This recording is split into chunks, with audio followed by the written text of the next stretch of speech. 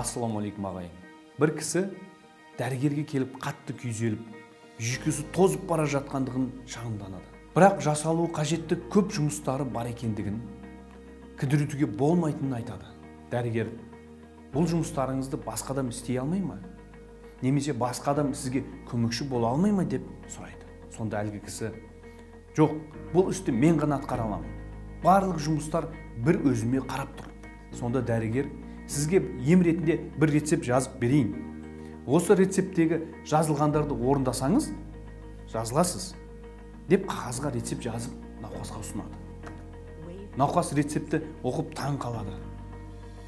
Рецепте күнде ең кем дегенде 2 сағатта жұмысты тоқтатып, жаяу серуендеу керектігі және аптасына 1 күннің жартысын қабірстан ішінде серуендеу керектігі жазылу еді.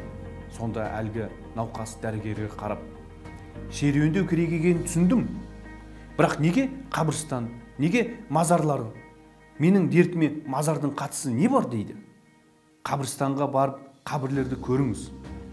Ол жер өзін орны толтырмас. Орнын ешкім баса алмайтын адаммын деп ойлаған пенделерге толы.